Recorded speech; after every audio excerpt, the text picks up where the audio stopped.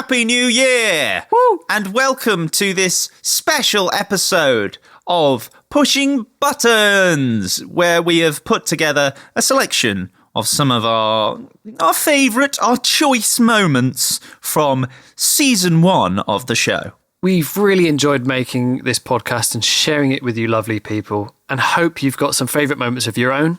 Yeah. But for today, we've just thrown together some of our favourites. Hope that's okay. I'm sure it's going to be okay with them, Mark, and even if it isn't, they're not going to complain. We can't wait to start making Season 2 of the show, or if you take offence to Season 2, Series 2. It depends. Although I feel like season is becoming the purveying term. Is that the right word? Purveying? Well, I've said it now. So...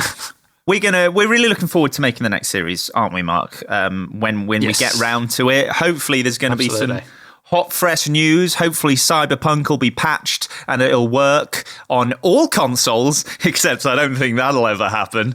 And hopefully there'll be some vaccines flying about. So maybe me and you could get together and record a podcast one day. Imagine that. Oh my word, that would be incredible. Be like a real radio show. It would, and I could touch you on the shoulder whenever you make a funny joke. So for this first compilation, to kick off this special episode, we've had this long-running thing called MVL, or Most Valuable Listener, and that's a person who tweets us, posts on Instagram and tags us with 5 of their friends to tell them about the show, and that's how you get it. It's that easy, folks. Yeah, it's a very fun way of helping us promote the show, basically. But, you get a little something in return, which is nice. So here's a compilation of the jingles that we made for all of our MVLs in Season 1.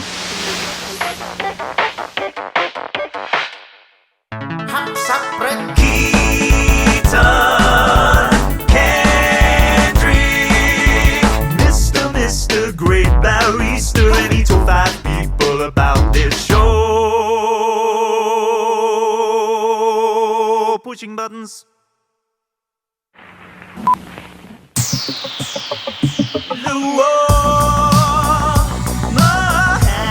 Mohammed, when we call, well, he answered.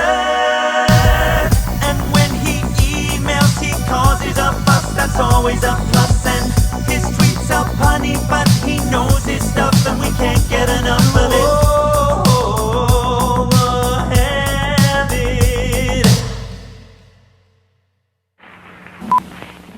1, 2, 3. Jiggy, just get jetty. I would play somebody could beat you in any race. Yep, that's correct. Jiggy, just get jetty. Games he's finished plenty, and wipe that smile off your face. Wipe that smile off your face. Jiggy, just get jetty, everybody. He went away to Sweden to start a new life for himself. But don't you dare to even try to compare yourself to Joe Anderson. Joe Anderson, 'cause he is nice. Mommy. Ooh, Mommy. I like this. Mommy. This sounds good. Mommy. Who's Mommy? Mommy, I'm not phony.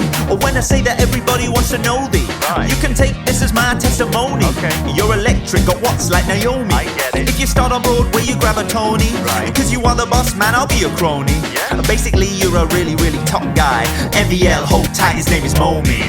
I see, it's a rap about a person called Mommy. I enjoyed listening to that.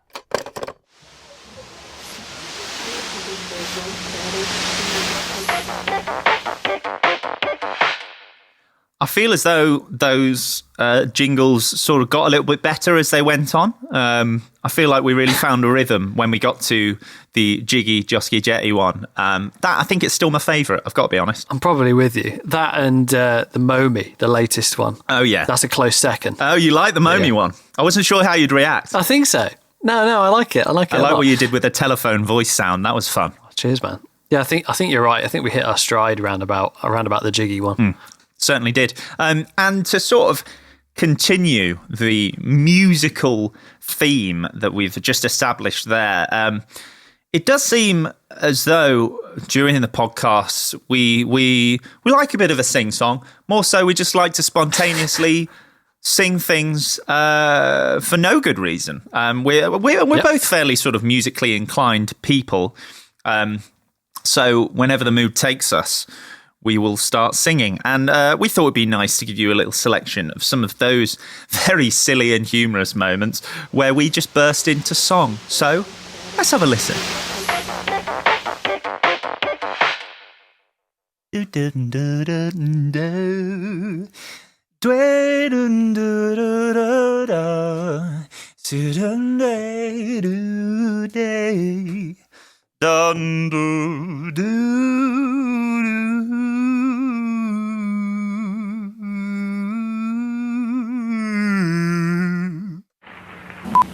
Oh, video games are the thing I like to play every single day.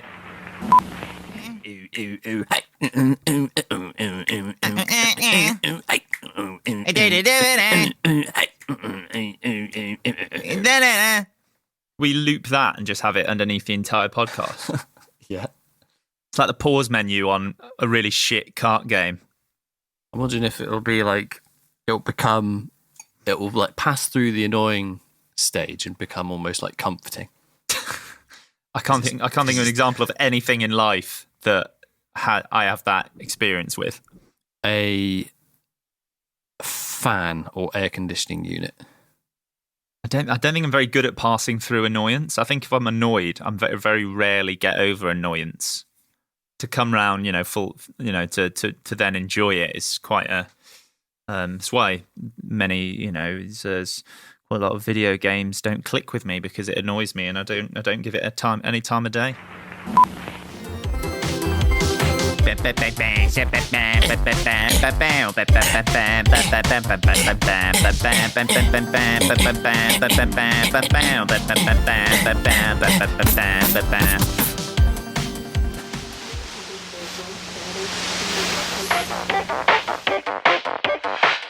Wow.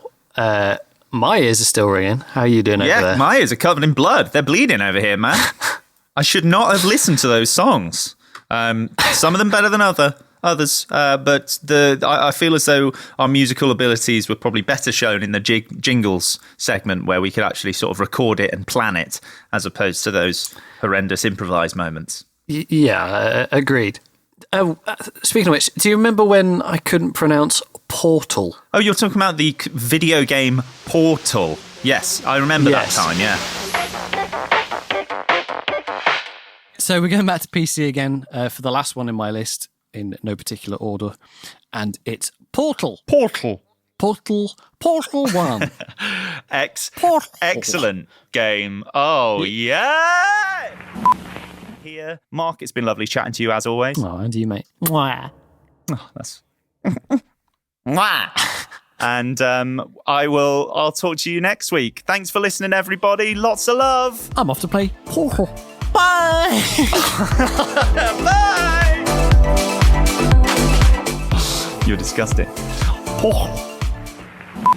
Lual actually listed some other games that sort of surprised him in a good way. The Orange Box, specifically Portal. Sorry, I pronounced it wrong. Portal. And I agree with him that, although, again, I knew Portal would be good because I heard so much stuff about it, but by crikey, that's a good game. I reckon somebody should cut out all of those times we said Portal and make a banging remix of it. I want to hear that. The Portal remix. The Portal remix. Yeah. It rolls off the tongue. I think it would do well. Something that sometimes we didn't do that well at was introducing the episode. We'd sort of hit record on our individual microphone setups and go to start recording the episode, and oftentimes it would be totally nonsensical and have no connection to the episode topic whatsoever. It would often be related to food in some way.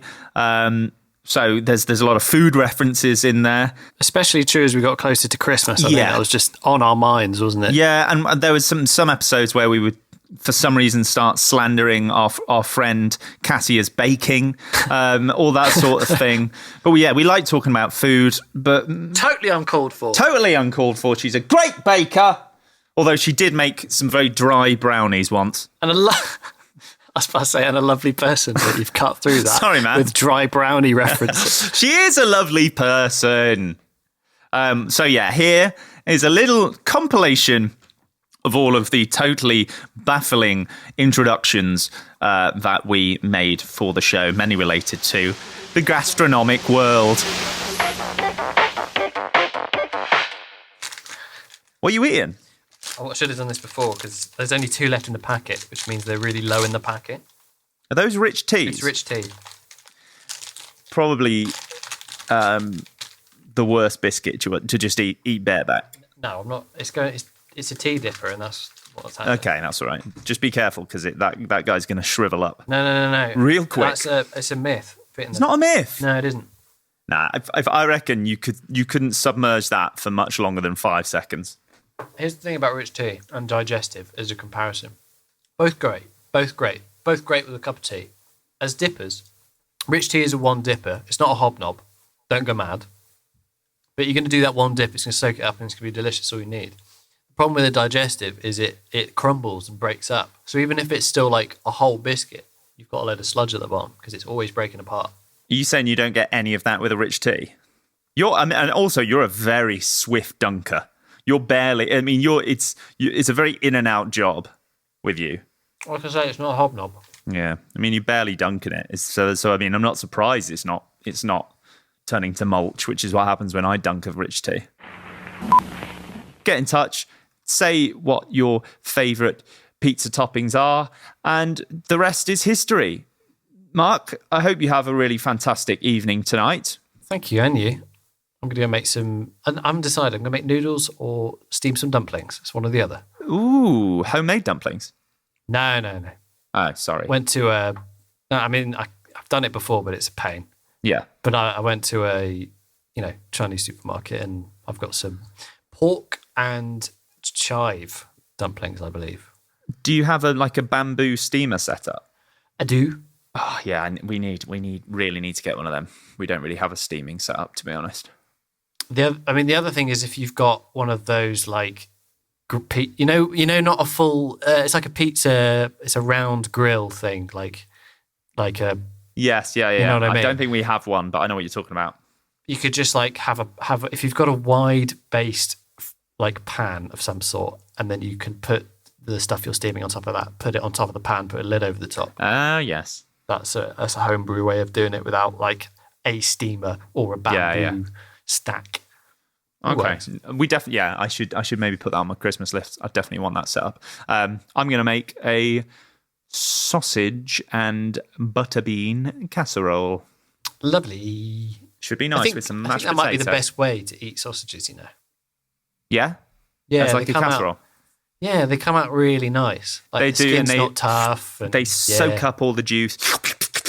Oh, it's great. Yeah, it is. It's going to be tasty. It's going to be warm. It's going to be hearty. We're getting to that time of year where I want warm, hearty meals. I just want Malaysian food all the time. Yeah, I mean, I don't blame you for that. I would like you to make me some kimchi. Next time I go to market of China, or indeed Chinatown in London, I will buy some Napa cabbage, some Asian chive, some mushy pear. Pear? Yeah. Oh. And the other accoutrement that I've forgotten that you need, and I will make some gochujang. No, that's no. Actually, no. You might be right. My brain's gone on how to make it. I've got South Korean chili powder or chili flakes. Yeah. But you obviously need a lot of salt. Mm-hmm. Radish is good. Oh yeah, well. I bet. But I need to. Yeah, I can do that again. The only problem is with kimchi is that even when I've put it in a properly well sealed Tupperware box and put that Tupperware box in a bag, your milk and anything else in the fridge will taste of kimchi. Oh, that is grim. It's such a why shame. South Koreans actually have a kimchi fridge. Oh, really? Yeah, they'll have a separate little fridge for kimchi because That's it incredible. permeates. Yeah. It just permeates. I didn't know that about kimchi. Wow. Okay. But it's either that or you eat it really quickly, which I do anyway because I love kimchi. Do you just have it with everything? I'd have it on its own as a snack or lunch. Like, it's just delicious. But like in fried rice, it's incredible. You make soup with it. You can just have it as a side, which is usually how it's eaten anyway. It's just amazing. Mate, you're making me want kimchi now. Anyway, I need to go and eat some food because this is driving me mad. All really year round as well. Just all like the next day. Did you know after it's I'm done part as well. American? Oh my God, Thanksgiving. Oh my God. It's just constant. It links me to my roots. And marshmallow and unsavory food. It's so delicious. Weird. No, but I love the fact that she's nothing like what we just described. No, she isn't at all. She's quite really lovely. chilled and nice. And so we're making some sweet potato pie for tomorrow, which will be fun. Never made it before. I thought pumpkin was the pumpkin. classic. Pumpkin pie is the sort of fall/autumn pie of America, but I think Thanksgiving is traditionally either like a sweet potato or a butternut squash kind of vibe pie. But I might be so wrong. I just know that I saw some peeps talking about. I saw a recipe knocking around for a sweet potato pie, and I thought, hey, that sounds fun. And just more readily, I'm not going to buy a pumpkin after Halloween. That just feels weird. Right. You know what I mean? Feels something wrong. Something's wrong about that. I think that's why butternut squash has a larger market share, because I think more people would buy pumpkin if it wasn't for Halloween, and the season for buying pumpkins specifically for Halloween wasn't a thing. Exactly. You got to feel sorry for pumpkin, really. It's been because I love pumpkin; it's delicious. It's I really love butternut good. squash as well, but pumpkin doesn't get a look at. No, poor guy. No, it doesn't. It's upsetting, and I really like butternut squash, but you're so right. Like, I would probably enjoy pumpkin just as much, if not more, and there's loads of fun varieties of pumpkin as well. Like, if you go down to a really good like greengrocers, there's loads of different shapes and sizes. But don't even look at the things, because I'm thinking, it's not Halloween, it's not spook time, so I'm not going to pick you up. Instead, what I am going to do is get myself a butternut squash, as per usual. Hey, guess what I had today? Syphilis. No, that was last week. Today, I had my first mince pie. Ooh. My first mincer. Even though mince pies are obviously just a legit food that you can make and eat, it still annoys me when I see mincers on the table. Yeah. Like pre-December. There's something just wrong about it. Oh, massively. It annoys me. When was it? It would have been before this new lockdown. I went to see Joe. The Sons of Pitches had a thing, and I went to Solihull to do some work, and Cassia had made some mince pies, but it was like the end of October, start of November. Yeah. And I just flat out said no. I was like, I'm not going to eat one now. They look really nice. They do look great, but I'm not going to eat one. I just refused. Oh my goodness. Hang on, she made them. She made them. And you refused. I don't think that, I think normally that could be rude, but actually under the circumstances, I think you've done all right. I think that's the correct decision. I think because I'm comfortable with her as a friend, I was more than happy to turn her down. But if I'd been a guest at someone, someone that I didn't know, or maybe the chef of a minor celebrity had made them and served me them up and was kind of had them on a platter, I would obviously say yes. But because it was Cassia and she's on a friendly basis, I was more than happy to say no, thank you, you idiot. Yeah, I think we're right. None of those seem to have any bearing on what the episode was about at all. No, at any point. No, I see them as opportunities to sort of warm ourselves up and get us into the right state of mind for the podcast. Yeah. Most of the time, didn't even do that. They were just totally random and bizarre. But I had fun listening to them, Mark. Yes, so did I. I had fun chatting to you, Bellum. I think that comes across most of the time. I always do, and I think we have a good friendship and a good bond. So thanks for pointing that out. Thanks, man. I've noticed another thing that we seem to do quite a lot, though, and that's whether they're good or bad, impressions of various either friends or celebrities. Yes. We just seem to just do that by accident. Yeah. Go into it. Yeah, and often they either aren't good or sound much more like someone else that we weren't intending. We do seem to do an impression of friend and listener of the show, Jiggy, quite a lot. More so you. Also me. We do an impression of me. No, more so you. You really, whenever Jiggy see. is mentioned, the sort of Kiwi or sort of Maori-esque accent, that Pacific Islander voice, like Korg from Thor Ragnarok, will come out. Yeah. Well, I'll tell you what. Why don't we have a listen to a little compilation of all the times we've done terrible impressions of whether it's Jiggy or indeed a celeb or two. All right, press play. I don't know whether this is a one more thing worthy reveal or not. I wasn't super up for it. Skate was great.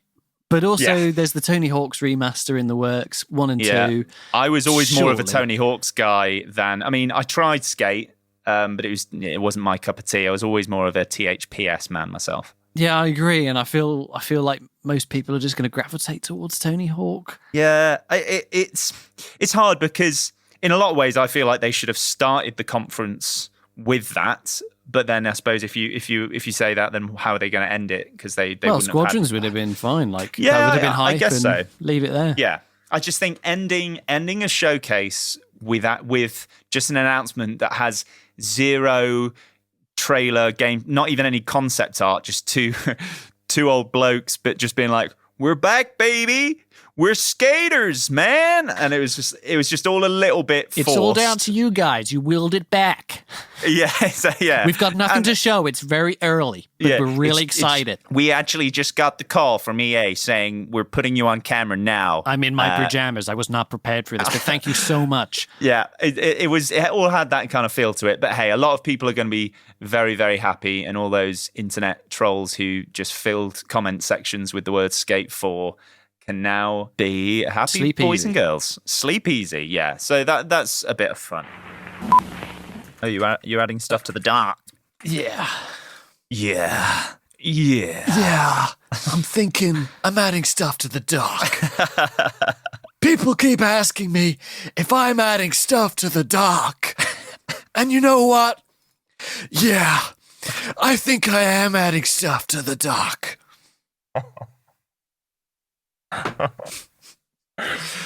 Keanu Reeves is the best actor of all time. I love Keanu Reeves. He's so wholesome. I feel like because we've come back from a break, I could do like a Jeremy Clarkson intro. You know when they always came back from Top Gear or the Grand Tour and would walk back into the studio and everyone's cheering, and then because it's a new series that he would announce it as if he's surprised they're back as well. Yeah, I mean, I would say I'm surprised we're back, but no one can stop us because we're gonna, That's true. We don't have one cheering, but I could fade in some cheering at the end of the music. Oh, I'll definitely do that.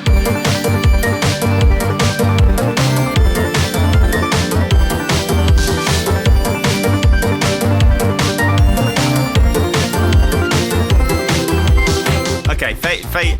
Bring up the cheer fader. Yeah. And then we're like, yes, thank you. Oh. Thank you. It's good to be back. We're back.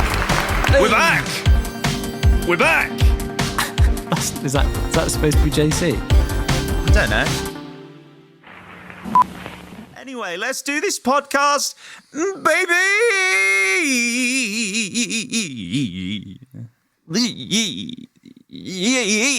The engine's not quite starting.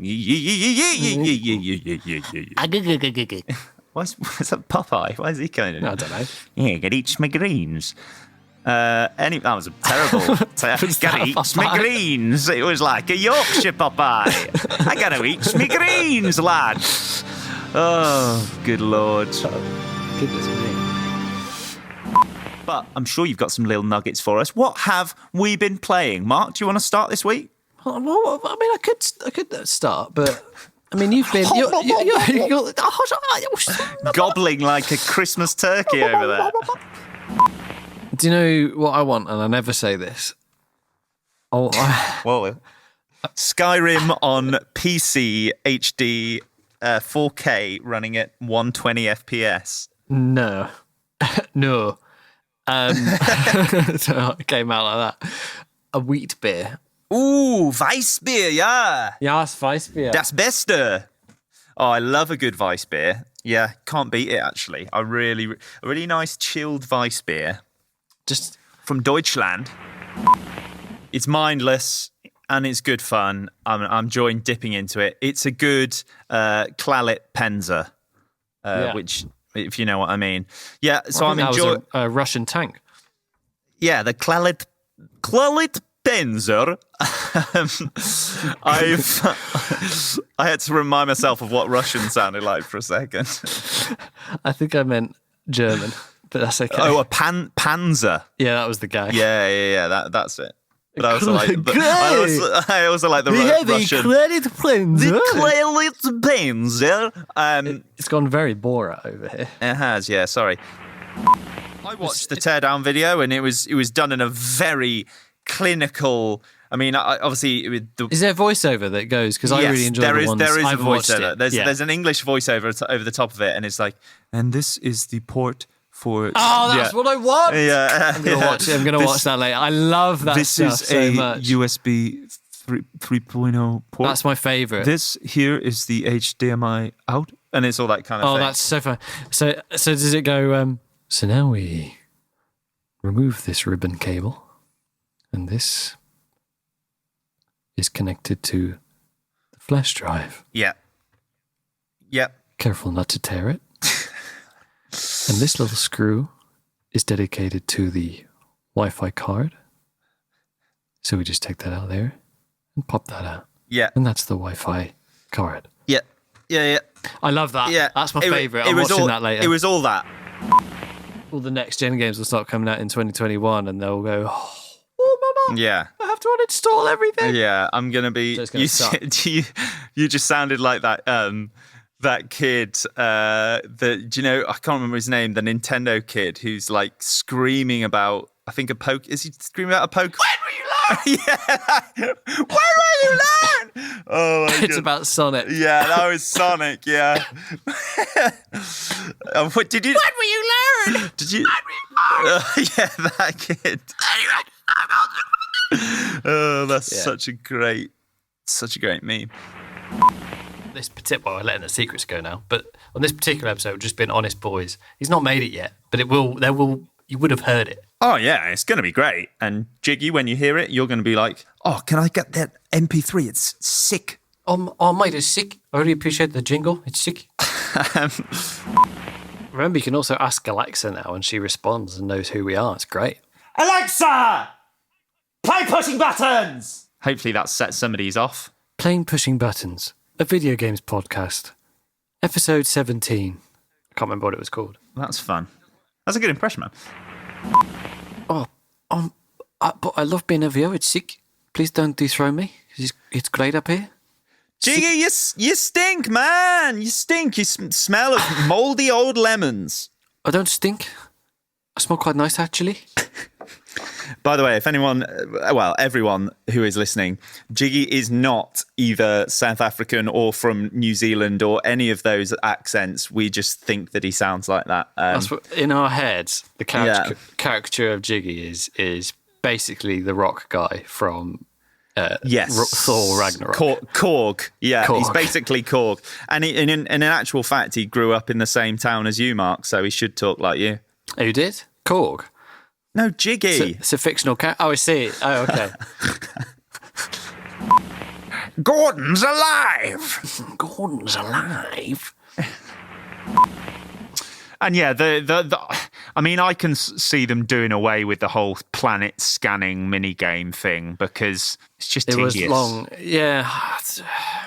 I mean, there needs to be something that's outside of the usual gameplay and outside of the side quests and stuff, because I do think RPGs are often at their best when they have some other elements for you to be doing that kind of distracts you from the main storyline.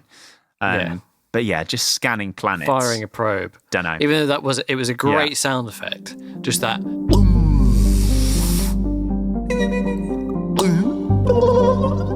Like, that was great, but like... That was really good, man. That was really precise. I might see if I can go find the sound effect and we can compare it. Yeah, please do. Probe away. And we'll see you next week for some festive Star Wars shenanigans. Hope you're all well and surviving out there. And lots of love to you all. Good Gentlemen, it's a good night from me and a good night from him.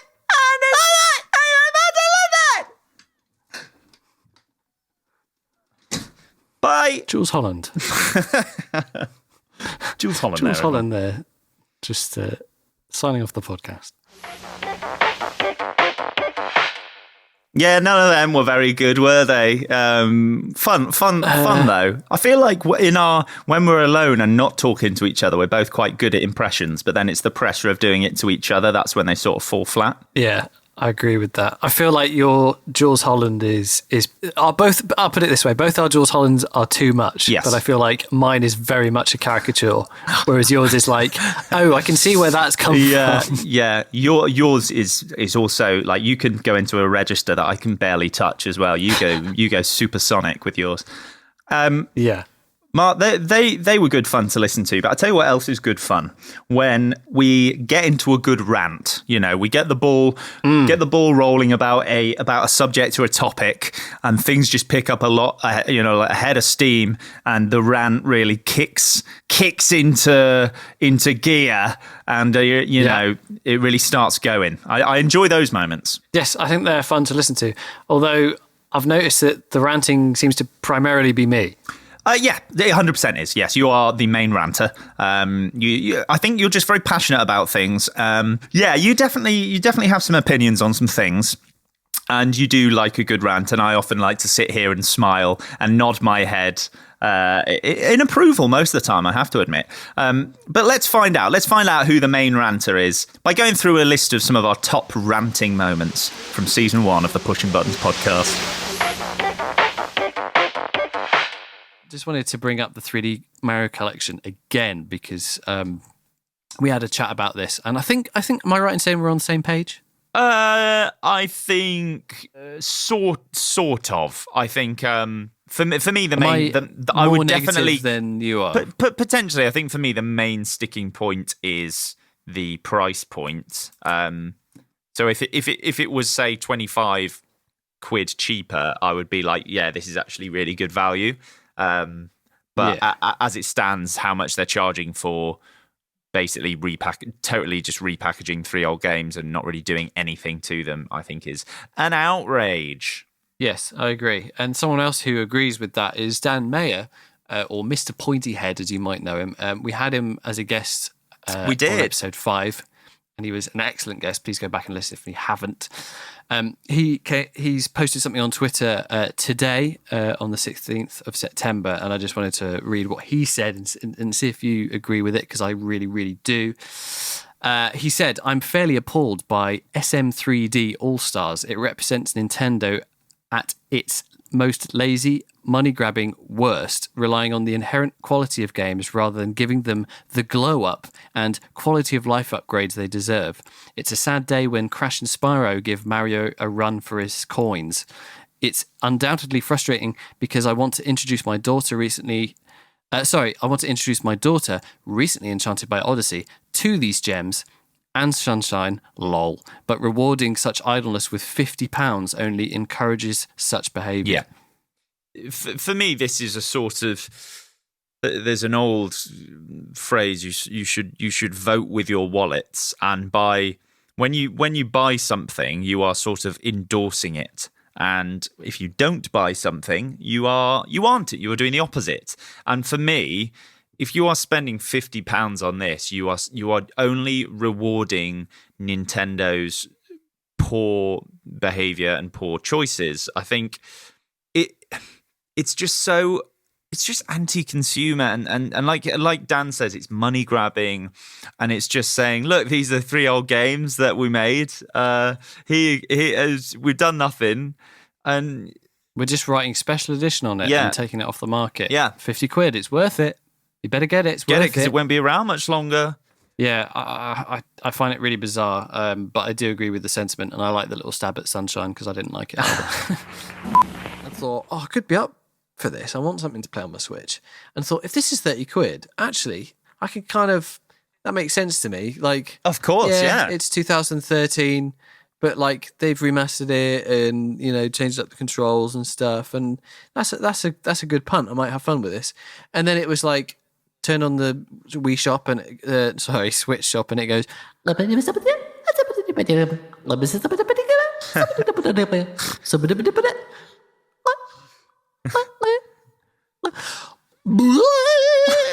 was my eyes on stalks when I saw it was £50. I wish we could, and I was just like, I wish we'd filmed that clip. God. That was like live performance art. Yeah, no, it's I was pure just filth. like, come on. So I downloaded the demo anyway, and played the demo. And the more annoying thing is, I played the demo and thought I didn't hate that. I'd actually play this, and then was just like, it's this amount of money, so it's not happening. And also, yeah. The game came out in 2013. Where's Pikmin 4? Yeah, that too. Like, what the hell? Where's Mario Kart 9? That's 7 years ago, and your best Where's more your best Donkey Kong efforts Country? is just to I would. Things would make so much more sense about Nintendo if they were a little bit more transparent about what they're doing and what they're working on. But at the same time, even if they were transparent, like, how can they justify selling Pikmin 3 for £50? It's just madness. Or at least sell it for £50 if it's like a Pikmin 1, 2, and 3 trilogy. Like, not that I'm justifying the Super Mario All-Star 3D All-Stars being £60 or whatever it was, but at least that was 3 games. It was 3 old games, but at least it was 3 games. Yeah. Yeah, it is just baffling. Yeah. But I think the main reason, Mark, the reason why they get away with it is because people keep buying the stuff. And as soon as people stop buying the things, they're just going to continue. Continue. Stop buying the things. Yeah. When will you lie? When will you lie? I can't do it. The thing is that jeez, he's gone. I think 50. If it was a collection, right? And it was £50, I think that's justifiable, because if they were all remastered, that kind of makes sense because they've all been worked on. Mario 64 has not been worked on; it's been put in widescreen. Mario Galaxy has been emulated; it's not been worked on. Sunshine is a terrible game; it's not worth money. So £50 for that 3 collection makes no sense. Whereas if Pikmin 1, 2, and 3 was like a remastered collection, £50, I'd go, no, you know what? They've earned that. That kind of makes sense. I'd be okay with that. I'd be okay with just Pikmin 3 remastered being £30 new. Yeah. It's 50. It's a rip-off. Nintendo, get them out of here. All I'm going to say is the Crash Bandicoot trilogy remastered, basically remade the games. That was £30. All I'm saying. Yep. Also, when this Spyro, yeah. When this Mass Effect trilogy comes out, which is imminent, we think, that's probably going to be 40-50 quid, and I'm fine with that. It's EA, so it's probably going to be. But they are 3 more expensive. They are 3 genre-defining Game of the Year classic games that are excellent. Yeah. You bang for your buck on all 3. That's fine. They're huge games as well. I'm with you. Huge games. There's so much to delve into. Pikmin, not so huge. No. Anyway, so our main message is Nintendo, stop robbing the kids.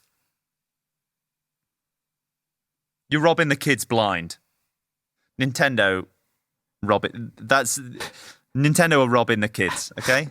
Can we agree on that? Right. Yep. MVL, we should do that, I guess. Yeah. Is still jiggy. What have you got to say about that? I love the guy. and he's a very smart guy. He's a good writer. He's got a lot of great, got a lot of words to say. I was going to say he's got a lot of great opinions, but some of them aren't great. But he also has a lot of good ones, and I love him as a guy. But I'm starting to get sick of this jingle, even though it's a great one of my favourites we've done. We need a new MVL, listeners. Okay, now this is my call to arms. Okay, this is my Churchill chatting about the beaches moment, okay? We love Jiggy. He's a good one, but we need to kick him off the throne. I'm talking about a mutiny. I'm talking about a rebellion. I'm talking about treason here, guys, okay? So I need one of you listening right now to tell 5 people about this podcast, okay? And all you need to do is either put it on Facebook, Twitter, Instagram that you've done it, or just text me and Mark saying, listen, boys, we've done it. I'm sick. I'm sick to the teeth of hearing this jingle. Jiggy, like I said, I love you, bud, but I don't want to hear it again. So please, somebody dethrone him.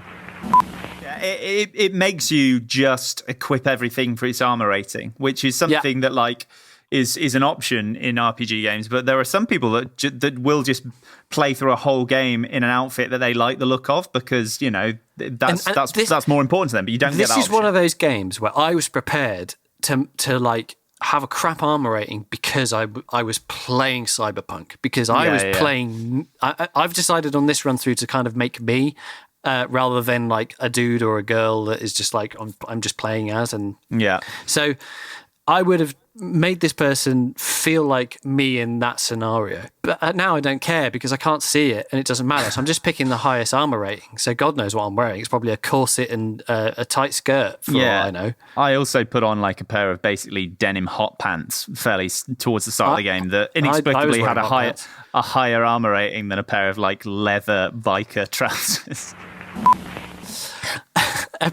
So at number 8, I'll do it the same order you did it. Yeah. Episode 7, The Force Awakens. This is the moment that Star Wars died for me. I went into the cinema with a couple of friends and was like, you know, open-minded. Episode 1, 2, and 3, not great for, you know, the reasons we've discussed. There are redeeming features in there, actually, which we can go on to later. But The Force Awakens, after the first 10 minutes, I just went, oh no, this is going nowhere. This is so boring. This doesn't feel like Star Wars. They're just redoing the plot of A New Hope or whichever one it was. I can't even remember now. But it was just like, what has happened? Like, what has happened? Didn't like any of the new characters. Absolute charisma vacuums. Terrible. Terrible film. Just playing it too safe. Basically redoing a plot that had been done before. Didn't give a shit about anyone. Awful rolling robot. Can't stand it. The soul of Star Wars was just being sucked away by that bright light. It was like a tractor beam of Star Wars soul being sucked away. Okay, all right. So that was I'll bite my tongue until we get on to the next section. So that was the end of Star Wars for me. Yep. It was primarily me. Yeah. I thought it was, and I was right in thinking that. How many times do you reckon you agree with the rants? What percentage of agreement are we at? I would say most of the time I do agree with you, but I probably don't agree with the amount of frustration you have about the topic. Probably things just affect me in a slightly smaller amount than you. But I think a lot of the points you raise are often right. Fair enough. Well, thank you very much. Anyway, so in season 1, we only managed to get 2 guests, or 3. Yes. If we actually break it down, 3 episodes with guests on. Correct. On this season. But I don't know about you, I really enjoyed having guests on. It was just really good fun. What did you think? I had a really good time talking to guests, getting other opinions, having conversations with people that aren't just you. I really enjoyed it. Who do you reckon your favourite guest on the season was, Mark? Tough question. Ooh, well, no, you can't ask that. No, I have though. But that's going to cause friction. Tell me who your favourite was. Well, it's definitely Dan Mayer, but like, I'm not answering that. Why have you? That's unfair on Geordie and Gary, mate. No, they were great. You asked it. I didn't mean. I can't believe. What about you? I can't believe you've gone way too far. I couldn't choose a favourite personally. So here is a compilation of our favourite guest moments. I don't know how they were reviewed, but I have a huge soft spot for Theme Hospital, but I don't know I've got a story about Theme Hospital, which I've probably said on numerous podcasts now. But my wife's sister is the voice on the Tannoy. No. Yeah. Awesome. Yeah. So your wife's. So I can remember one of the things about that game is whenever I tried to put a cheat code in, it would always say the hospital administrator is cheating that, and that was your wife's sister. That is Sarah Green, my wife's sister. Yeah, because she was dating one of the guys who worked at Bullfrog at the time. Yeah, and she was a drama student and actress. Yeah, and so they got her in to do that. I mean, this is a long shot, Dan, but if she could ever record something for this podcast, that would be absolutely insane. Send me a line or something, and I'll see if she's game. Yeah. Some people might know you as Mr. Pointy Head.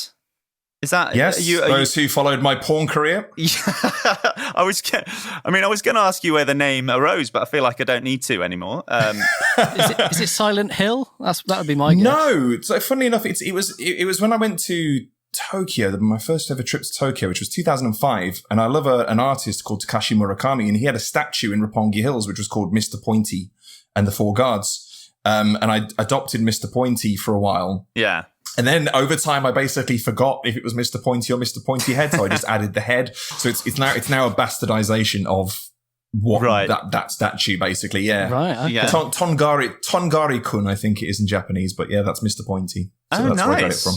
Yeah, it's not some weird physical deformity. Yeah. I was going to say from videos and such, you never had that pointy ahead, so I never really connected the dots. It is weird how old names that you come up with in younger years just sort of stick. Like my Xbox gamer tag has stayed the same since I was about 12.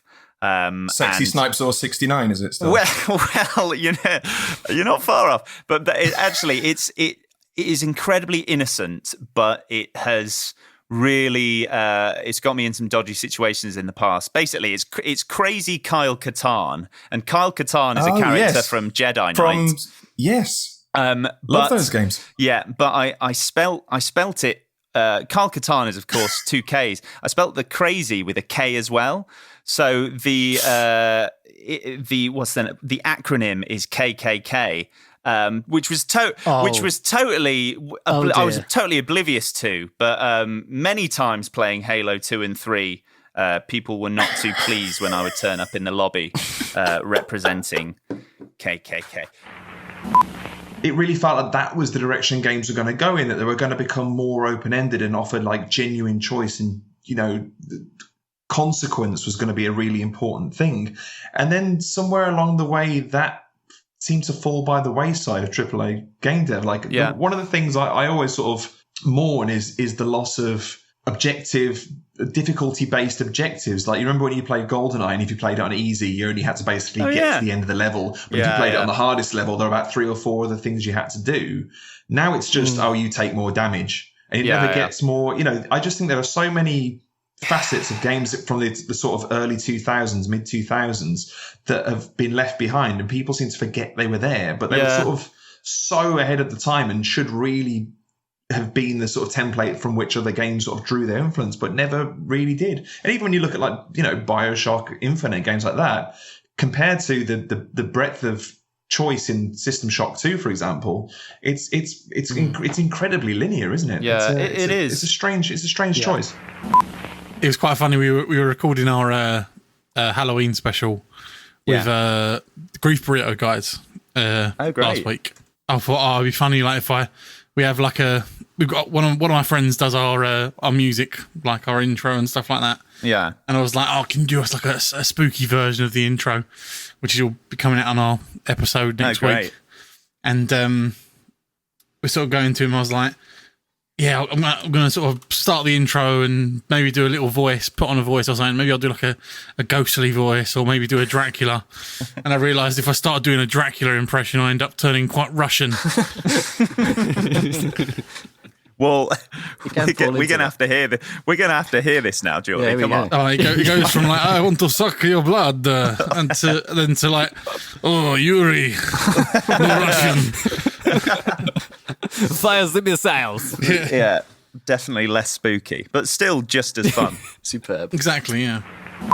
You need to go into the location and say, I don't know, just for example, Geordie's the ghost. You have to say, Geordie, show yourself. Geordie, where are you? Geordie, turn the tap on and stuff like that. Open the door, close the door, and it like they shut. And does it have like a list of phrases that the game kind of registers, or does it pretty much register everything that you say? I assume so. I haven't looked into it, but the ghost doesn't always react to what you say, so I would assume that maybe that's the case. They must have some sort of trigger word system, mustn't they? Yeah, keywords or something, I guess. Exactly. Open, yeah, I think the name, etc. Open, whatever. yeah, like mug, piano, that sort of stuff. And I think maybe it can tell how you're saying the word, potentially, because if you say it scared, I think it can do more things to scare you. I might be making this up, but that's what it seems like. Yeah. Maybe when I'm like, it's just because you're permanently scared. Yeah, just permanently turtle heading, and I'm just like, okay, how do I suck this bad boy back up?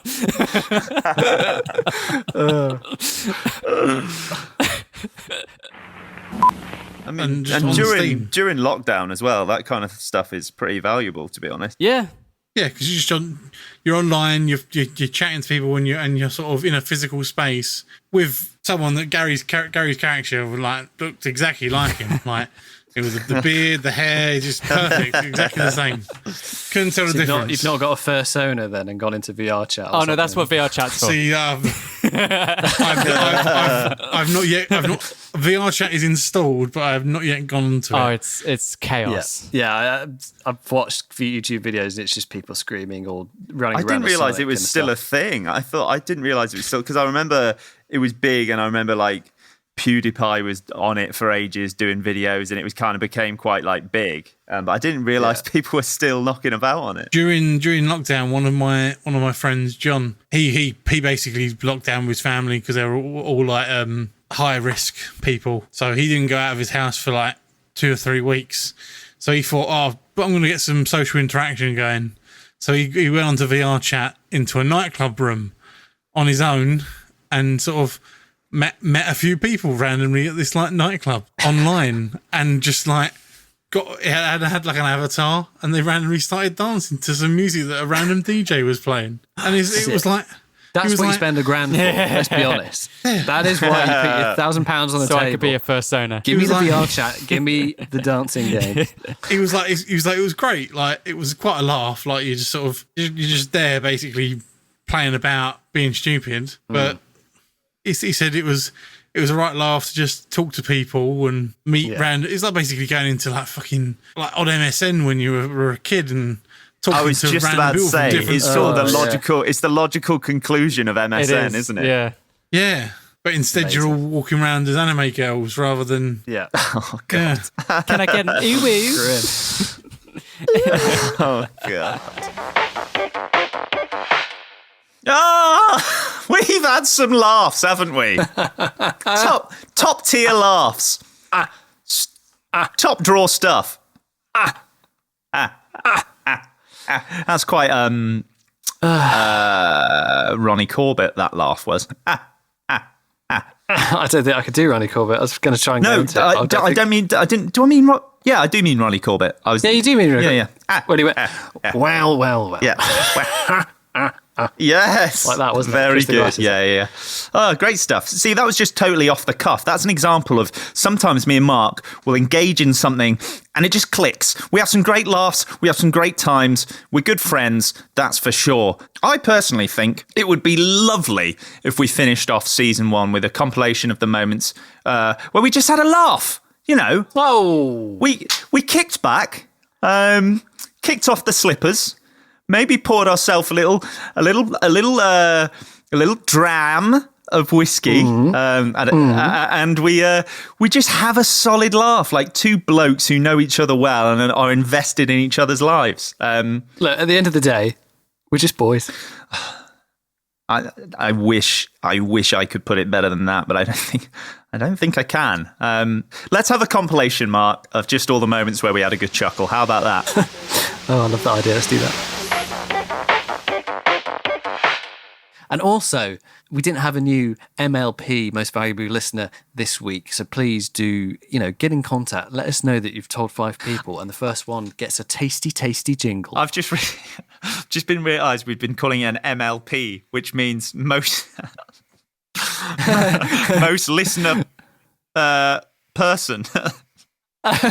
Most listener person. So we mean MVL. Yeah, we do. MVL. Most listener we need a new most listener person. Most valuable listener. Yeah. MVL. Yes. Oh. We've screwed it. Yeah. Hi, everybody! Hello. Yeah, it's episode 13 of Pushing Buttons, and we're ready here to fill your bodies with great chat, news, and a lot of fun. I'm joined here by Mark Liedale. Mark, how are you on this fine day? I'm doing quite well. It's a strange time because we're actually recording in the evening, which is a new thing for us to do, which we've not done before. So it's very exciting. It's a little darker outside as September rolls in. It's getting darker here in the UK earlier because that's the cold season. hands of Father Time are reaching around our slender necks and slowly throttling us as the days go by. Ooh, get him off! Get him off! Mark's deceased, everybody. Do you know, I slightly disagree. I think 64 would just feel like 64 and that would be fine. I think that game is so well rounded. I'm no huge... Yeah, but do you remember the camera controls on it? They're atrocious. Yeah, they're poop, but also the N64 controller was poop. Yeah. You think of Z targeting and frickin' Ocarina, it's horrible, but you still play Ocarina of Time. Yeah, I guess so. But I suppose you kind of take those... I don't know what you call it. You take the wheat with you take the rough with the smooth. That's what I kept trying to say. You take the wheat with the chaff, but that's not the phrase at all. Is absolutely not the phrase. You take the wheat with the chaff. You don't. Take that wheat right with that chaff. Those farmers going, chaffing out. Stop it! Use the thresher! God damn it! You're ruining the bread. Oh, I love getting phrases wrong, man. It's a lot of fun. Sorry, carry on. You can listen to us on Spotify, Apple Pod, Apple Music, YouTube, Deezer, iHeartRadio, and Stitcher. So look out for our podcast on all those platforms, including our YouTube channel, Pushing Buttons. And you can be in stitches on Stitcher, and you can be... none of the other ones work. Or we sound pretty decent on Deezer. Ah, yes! A podcast a day keeps the doctor away on Apple Podcasts. Yes! We also get some amazing reviews on Amazon Music. Amazon. Amazon.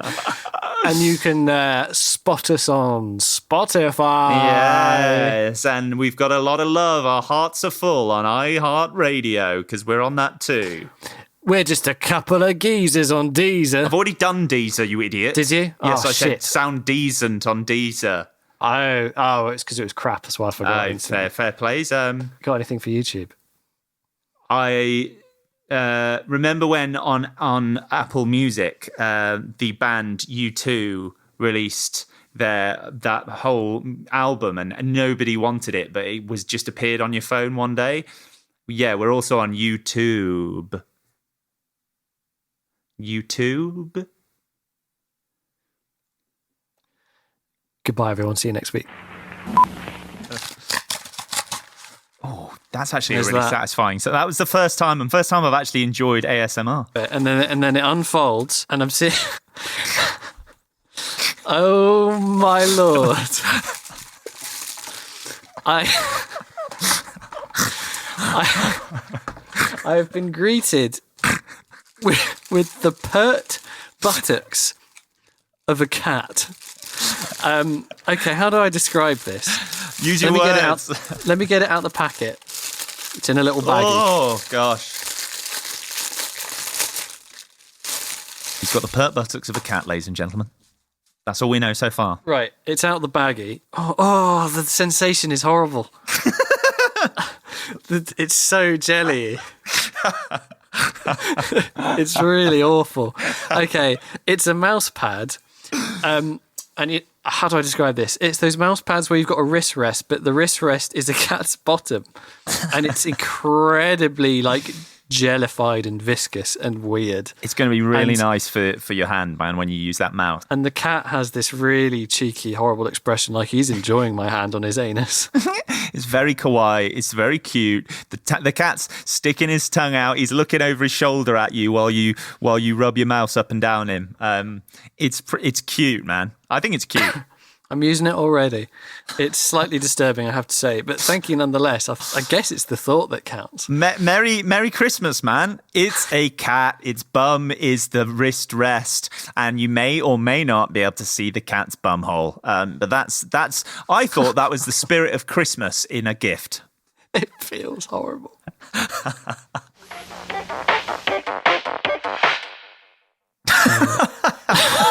Oh my! Oh dear. We have had a lot of laughs. It's true. No, it has. What is it? This is it the 25th episode? And I think it is. What is this?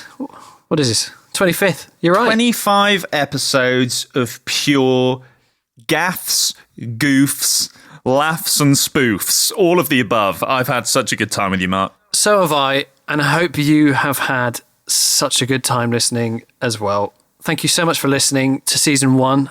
We hope you've had an absolutely fantastic Christmas given the circumstances, and we hope you have a fantastic new year as well. Yes, Sir Bob, we can't wait to knuckle down and talk about video games next year. But if you want to get in touch with us about anything that is on your mind, anything you're looking, please do. Anything you're looking forward to, whatever it is, what games you got for Crimbo, if you got any good prezzies, any stuff like that, please do let us know by emailing us at pushingbuttonspod@gmail.com. And you can also use social media, of course, and follow us there at Twitter at PB Podcast UK and Instagram at pushingbuttonspod.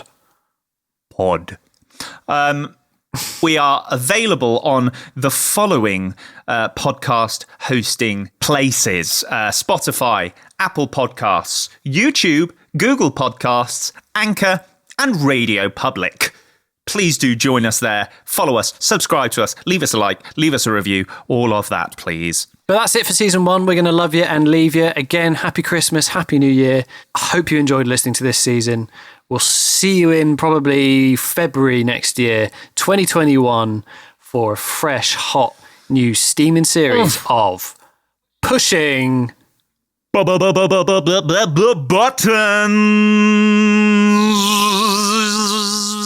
So it's goodbye from me.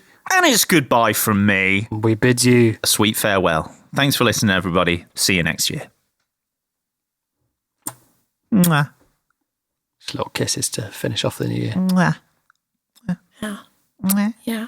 Give us some of this. Yeah. Give you some of this. Mwah. Well, that's not going in.